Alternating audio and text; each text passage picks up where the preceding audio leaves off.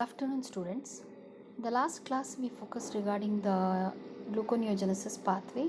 So today let us see this PowerPoint presentation on regulation of both glycolysis and gluconeogenesis, how it is going to happen. So these two are reciprocally regulated. So these two can be reciprocally regulated. So how this glycolytic enzyme undergoes regulation, we will see first. So as you all know that enzymes hexokinase, phosphofructokinase 1 as well as pyruvate kinase. So what is going to happen in this first of all? You can see this graph which we can make out here, hexokinase and glucokinase in the liver. I have already explained you regarding this hexokinase and glucokinase. Hexokinase is acting upon all the exoses other than glucose, whereas glucokinase is going to act upon only glucose as a substrate molecule. So this hexokinase is mainly regulated by the excess glucose 6-phosphate concentration. That is, glucose 6-phosphate was the first product of this glucose in the glycolytic pathway, which is acted upon by this hexokinase. This glucose 6-phosphate itself is acting as a inhibitor. So this, if excess of this glucose 6-phosphate is going to be accumulated in the cell, it is going to act as a feedback inhibitor of this enzyme hexokinase, that is the key regulatory enzyme of glycolysis, till the glucose 6-phosphate is going to be consumed. So the phosphofructokinase, which was the rate limiting step of glycolysis, you can also make out in that particular enzyme high level of AMP concentration and as well as ADP levels, which are going to act as activators of this enzyme, whereas high level of ATP is going to act as a inhibitory mechanism or the inhibitor of the particular enzyme. So this hexokinase is inhibited by its product glucose 6-phosphate itself, whereas glucokinase cannot be inhibited by glucose 6-phosphate concentration. So it is an isoenzyme of this hexokinase which cannot be inhibited by its product itself, which is found in the liver because of its low affinity for the particular glucose. So this particular enzyme which is present in the liver, it is having low affinity for the glucose concentration, so it cannot be inhibited by the product itself. So only the hexokinase enzyme can be inhibited by its product glucose 6-phosphate, where the glucose which is going to remain in the blood, right? So you can see in the next, the phosphofructokinase enzyme 1, this is going to act as a most important control point in the mammalian glycolytic pathway, which is a allosteric enzyme, where you can make out in this graph on the right hand side of this slide. So low level of ATP, this is the curve where you can see it is going to act as a low level of ATP can also act as an activator molecule. So high level of ATP can act as a inhibitory effect, you can make out here. So this main enzyme, that is a phosphofructokinase enzyme, is getting activated by the AMP level concentration and as well as fructose 2,6 bisphosphate. Fructose 2,6 bisphosphate, which is going to act as a that particular inhibitor. This product is going to be inhibited by the high levels of ATP concentration. So this fructose 2,6 bisphosphate can also be inhibited by the high level of ATP concentration and as well as citrate molecule from the citric acid cycle and as well as fatty acids. So this phosphoruptokinase enzyme, which is the enzyme which is controlling the third step of the glycolytic pathway, which is helpful in the conversion, as you all know, fructose 6-phosphate to fructose 1,6 bisphosphate. It is mainly inhibited by high levels of ATP concentration, where the low pH levels and the high level of citrate concentration, which is the intermediate of TCA cycle. So I have already told you the citrate molecule is also the first product of the citric acid cycle, which is also going to inhibit PFK, that is phosphofructokinase 1. If citrate molecule is going to build up, this is the sign where the glycolysis can slow down the process, because the citric acid cycle is going to be back up and does not need more fuel for the continuation. So this that's why this particular molecule citrate is going to act as a inhibitor for this enzyme phosphofructokinase 1. Is it clear? Okay, coming for the next slide. Say here in this slide you can make out the pyruvate kinase enzyme, how it is going to be inhibited. So this is the activity of this pyruvate kinase, is where you can see the broad regulation of this enzyme by the allosteric effector molecules, the covalent modifiers, as I already discussed while explaining that simple just gist of that regulation. So covalent modification, it is going to happen. These are all the covalent modifiers and the hormonal control where we can come across here. High blood glucose level, where this is the low blood glucose level, which is going to happen where this dephosphorylated form of this pyruvate kinase, which is going to be more active. So dephosphoenzyme or dephosphorylated form of this pyruvate kinase, which is going to be more active, whereas the phosphorylated form of this enzyme pyruvate kinase will be inactive or the less active. So you can see here, so this pyruvate kinase enzyme, it is going to be inhibited. This is going to act as a allosteric fructose 1,6 bisphosphate molecule, which is going to act as a allosteric effector of this enzyme pyruvate kinase, which is going to exist as a isoenzyme form, that is the L form, which is going to predominates more in the liver, whereas M form, especially you are going to see this M form of the enzyme in the muscle and the brain. So this PK, that is pyruvate kinase, is going to be activated by this fructose 1,6 bisphosphate, and it is inhibited by the ATP level. High level of ATP is going to act as a inhibitor of this enzyme PK, that is pyruvate kinase. So, and as well as alanine molecule, that is amino acid, which can also act as a inhibitor of this particular enzyme. So you can make out here, right? So this alanine molecule also is going to act as a inhibitor of this enzyme, that is pyruvate kinase, and fructose 1,6 bisphosphate can also act as a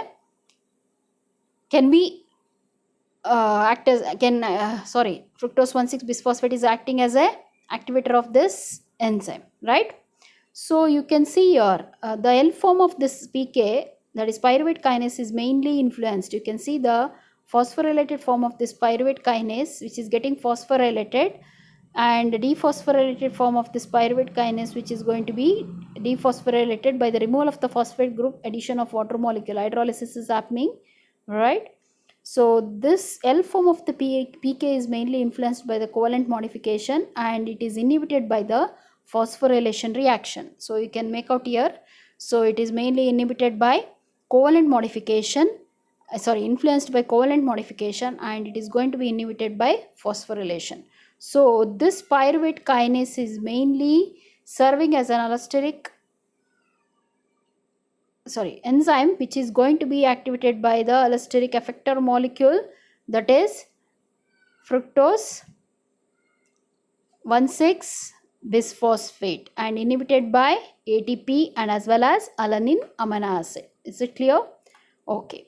So coming for the next, this is all about what I explained you till now about the regulation of glycolysis. So these are the three regulatory enzymes, which are how it is going to be inhibited by the inhibitors and activated by the activator molecule to continue the glycolytic pathway. Coming for the gluconeogenesis, so these are the enzymes which are going to be regulated by similar molecules but with the opposite results. What we have seen in glycolysis, exactly opposite to that of regulation which we can observe in case of gluconeogenesis. So for example, if you come across the acetyl-CoA, so you have seen this, you will be seeing, you know already, you might have remembered this acetyl-CoA molecule and the citrate. So these are the molecules which we can observe in case of TCA cycle intermediates. So this acetyl-CoA and citrate are going to activate gluconeogenesis process. So this acetyl-CoA and citrate molecule are going to act as activator of gluconeogenesis enzyme, especially pyruvate carboxylase and as well as fructose 1,6 bisphosphatase enzyme. Understanding? So this acetyl-CoA and citrate are going to act as activator of the enzyme pyruvate carboxylase and fructose 1,6 bisphosphatase. So these two enzymes where you have observed in gluconeogenesis, so the conversion of pyruvate to oxaloacetate formation, the pyruvate carboxylation reaction is happening, pyruvate carboxylase enzyme, and as well as fructose 1,6 bisphosphatase you have come across in the reverse, that is irreversible reaction of glycolysis, that is bypassing in the gluconeogenesis. That is the second which is that conversion from fructose 1,6 bisphosphate to fructose 6 fructose 6 phosphate, fructose 1,6 bisphosphate to fructose 6 phosphate, right? So this is the enzyme where you have come across, that is fructose 1,6 bisphosphatase, that is hydrolysis was happening, inorganic phosphate was removed, so it is getting converted to fructose 6 phosphate. So while at the same time these two enzymes are getting activated by this acetyl CoA and citrate, but at the same time you can see inhibition which is going to happen in the glycolytic pathway, that is glycolytic enzyme pyruvate kinase. So it is activating gluconeogenesis enzyme. These two activators are activating gluconeogenesis enzyme, pyruvate carboxylase and fructose 1,6 bisphosphatase, whereas it is reciprocally it is going to inhibit glycolytic enzyme, that is a pyruvate kinase, which is the last enzymatic reaction of glycolysis. Is it clear? Okay. So now you can see, you can make out here the reciprocal regulation of gluconeogenesis and glycolysis. I have shown you in this slide. You can make out the enzyme, how it is acting. Glucose 6 phosphatase, here glucokinase, that is hexokinase, glucokinase in the liver, and as well as here fructose bisphosphatase enzyme, fructose 1,6 bisphosphatase enzyme, here phosphofructokinase 1 in glycolysis. You can make out here, right? So this is how phosphoenol pyruvate carboxykinase with a combined action of pyruvate carboxylase, and this is the pyruvate kinase in case of glycolysis. So this how the acetyl CoA and citrate are going to act as activator of this enzyme pyruvate carboxylase and what is that, fructose 1,6 bisphosphatase to activate gluconeogenesis process. At the same time it is going to inhibit the pyruvate kinase of glycolysis. Okay. See one more thing here. So in the next slide you can make out fructose 2,6 bisphosphate, which is going to stimulate phosphofructokinase 1 and it is inhibiting fructose 1,6 bisphosphatase. Understanding? So fructose 2,6 bisphosphate concentration, it is stimulating the phosphofructokinase 1 and it is inhibiting fructose 1,6 bisphosphatase enzyme of gluconeogenesis. So it is controlled by insulin and glucagon hormone level at the same time, and it is going to reflect the nutritional status of this particular cell which has been, and also you can make out the, because of the influence of gene expression, change transcription rate, and as well as influencing the degradation of mRNA, where we can come across here in this slide, where you can come across here, you can make out, right? So influencing the degradation of mRNA, insulin, right, insulin hormone. This insulin hormone is acting as a, it is acting as a what? It is acting as, insulin hormone is going to, when this insulin hormone is going to influence when there is high level of blood glucose, when the blood glucose level will be high in the body, that is in the blood. So the insulin hormone after the meal, it should activate, it should involve in the controlling this enzyme which is involved in the synthesis of glucose, right? So which is the enzyme which is involved in the synthesis of glucose, that is fructose 1,6 bisphosphatase enzyme. It is involved in the synthesis of glucose and as well as glucose 6 phosphatase enzyme, right? So these two enzymes. So you can see here how the glucagon is reflecting on this particular glucagon hormone is reflecting, that is activating phosphoenol pyruvate carboxykinase fructose 1,6 bisphosphatase, right? So in this slide you can make out both glycolysis and gluconeogenesis at the same time, which are the activators and which are the inhibitors, right? So in the glycolysis you can see this phosphofructokinase enzyme which will be activated by fructose 2,6 bisphosphate concentration and as well as AMP level concentration, and ATP, high level of ATP is going to act as inhibitor of this phosphofructokinase 1 enzyme, and as well as citrate concentration and H plus ions, right? These are all inhibitors. In case of gluconeogenesis, this fructose 1,6 bisphosphatase enzyme is getting inhibited by fructose 2,6 bisphosphate concentration, and as well as high that AMP level is going to act as a inhibitor of this fructose 1,6 bisphosphatase, right? which was the activator of this enzyme phosphofructokinase 1. These are going to act as a inhibitor, that is reversal, reciprocal. So these are going to act as a inhibitors of this fructose 1,6 bisphosphatase, whereas citrate molecule which was acting as an inhibitor of phosphofructokinase 1, it is acting as activator of fructose 1,6 bisphosphatase in order to carry out the gluconeogenesis process, right? So you can see in this another enzyme, pyruvate kinase, here phosphoenol pyruvate carboxykinase and pyruvate carboxylase. You can make out in this pyruvate kinase enzyme, fructose 1,6 bisphosphate concentration is going to act as a activator of this enzyme pyruvate kinase, right? Whereas ATP and high level of ATP and high level of alanine are going to act as a inhibitor of this enzyme.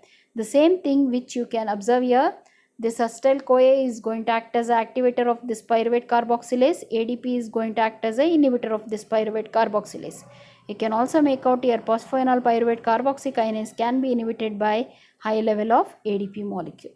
So this how this reciprocal regulation of glycolysis and gluconeogenesis you can see in this slide. Same thing what I have explained you with that slide, you can make out here how this is going to happen, which are all the enzymes which are regulated by the similar molecules, but it is going to act upon which is the gluconeogenesis process. Opposite result you can make out. Since ATP formation, which is the main purpose for the glycolysis to happen in junction with TCA cycle and the respiratory chain, fructose 1,6 bisphosphatase is mainly stimulated by ATP and inhibited by AMP. So you can make out here also in this fructose 1,6 bisphosphatase enzyme, phosphofructokinase, glucose 6 phosphatase, hexokinase. So see, glucose 6 phosphate is going to act as an inhibitor molecule of this hexokinase. Here AMP level which is going to activate this enzyme fructose 1,6 bisphosphatase. Inhibiting the fructose 1,6 bisphosphatase, whereas this fructose 6 phosphate is going to act as activator of phosphofructokinase enzyme 1, and AMP level are going to act as activator, ATP are going to act as inhibitor, citrate. Here also you can make out this pyruvate kinase, pyruvate carboxylase by the acetyl CoA concentration as well as ATP and acetyl CoA concentration. So this pyruvate carboxylase which converts this pyruvate oxaloacetate is allosterically activated by this acetyl coenzyme A. You can see here hormonal regulation of glycolysis and gluconeogenesis both are going to be mediated by fructose 2,6 bisphosphate. This is going to bind to the allosteric site on the phosphofructokinase 1. It is going to increase the affinity for the substrate fructose 6 phosphate, and it is going to reduce its affinity for the allosteric inhibitors, that is ATP and citrate. It is going to reduce the affinity for the allosteric inhibitors such as ATP and citrate molecule, but it is going to influence the particular increase the affinity for the substrate fructose 6 phosphate molecule. So this PFK1 is virtually this PFK1. See here you can make out the hormone regulation of this glycolysis and gluconeogenesis which is mediated by fructose 2,6 bisphosphate as just now I told. So coming for this PFK1 which is virtually inactive in the absence of fructose 2,6 bisphosphate. So this fructose 2,6 bisphosphate which is going to activate PFK1 and stimulates glycolysis in the liver. This fructose 2,6 bisphosphate which is going to inhibit fructose bisphosphatase 1 and slow down the gluconeogenesis when there is no of glucose in the blood, when there is a high level of glucose in the blood. So coming for this hormonal regulation of gluconeogenesis, likewise what we have seen for glycolysis. So since fructose 2,6 bisphosphatase enzyme activates phosphofructokinase, at the same time it is going to inhibit fructose 1,6 bisphosphatase. You can see here it is inhibiting the enzyme fructose 1,6 bisphosphatase. The upshot of this glucagon and the epinephrine action. So you can make out the glucagon and the epinephrine action of this particular hormone on this is to promote the gluconeogenesis process. So the glucagon level and the epinephrine hormone which is going to promote the gluconeogenesis. That is how you can synthesize the glucose. When there is a low level of glucose in the blood, this glucagon hormone and epinephrine hormone are going to be activating this particular enzyme to carry out the 1,6-bisphosphatase 1 in order to carry out the gluconeogenesis process, that is to promote the gluconeogenesis process, and inhibits the glycolysis process reciprocally. And insulin also having the opposite effect, like opposite effect of glucagon and epinephrine. So insulin, how it is going to activate this, it is going to inhibit this enzyme phosphofructokinase 1 in order to shut down this glycolysis process. So while gluconeogenesis is active, glycolysis will be inactive. So this both cannot happen, glycolysis and gluconeogenesis simultaneously.